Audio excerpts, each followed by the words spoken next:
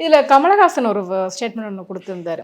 சும்மா விஜய்க்கு கூடுற கூட்டத்தெல்லாம் வந்துட்டு நம்ம மிகைப்படுத்த வேண்டாம். எனக்கு கூட தான் கூட்டம் கூடுது. கூட்டம் கூடுவதாலே மட்டுமே ஒருத்தவங்க வந்து ஜெயிக்க முடியாது. அந்த ஒரு பிம்பத்தை ஏற்படுத்திக்க வேண்டாம் அப்படின்னு சொன்ன நான் உட்பட அப்படின்ற மாதிரி ஒரு அவரையும் சேர்த்து அடிக்கோட்டுட்டு காட்டியிருக்கிறாரு. அப்போ இந்த கூட்டமெல்லாம் கண்டிப்பாக ஓட்டாக மாறாதா விஜய் அவர்களுக்கு? நிச்சயமாக மாறாது. ஏன்னா தமிழ்நாட்டில் திரைப்பிரபலங்களுக்கு வந்து கூட்டம் சேர்றது ரொம்ப சாதாரணமான ஒரு விஷயம். செல்லூர் ராஜ் முன்னாள் அமைச்சர் அவர் சொல்ல மதுரையில் வந்து எரும மாட்டை குளிப்பாட்டினா கூட கூட்டம் கூடிரும் அப்படிம்பாரு.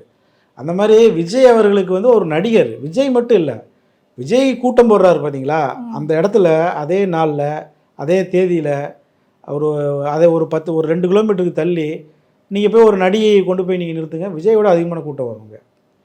விஜயை வந்து ரசிக்கக்கூடியவர்கள் ஆண் ரசிகர்கள் இருக்காங்க, கொஞ்சம் இப்போ கணிசமாக பெண் ரசிகர்கள் இருக்கிறாங்க. பட் ஆண் ரசிகர்கள் ஈக்குவலாக பெண் ரசிகர்கள் இருக்கிறாங்க விஜய்க்கு. பட் ஆண்கள் வந்து அதிகமாக யாருக்கு ரசிகர்கள், நடிகைகளுக்கு ரசிகர்கள். ஒரு மொபைல் கடை திறப்புலால் பாருங்கள், அவ்வளவு கூட்டம் கூடுதாங்க. பெண்கள் அதிகமாக போகிறது கிடையாது, ஆண்கள் தான் அதிகமாக போகிறாங்க. சரிங்களா? அப்போ இந்த கூட்டம்லாம் ஒரு பெரிய விஷயம் இல்லை. கமலஹாசனை அனுபவிச்சு தான் அதை சொல்கிறாரு. கமலஹாசனுக்கு வந்த கூட்டத்தை விட ஒரு மடங்கு அதிகமாக வருது. அவர் 4% ஓட்டு வாங்கினார், இவர் 8% வாங்குவார், இல்லை 10%. அதுக்கு மேலே அவர் போகிறதுக்கு வாய்ப்பு இல்லை. இந்த கூட்டம்ங்கிறது அதை தான் காட்டுது.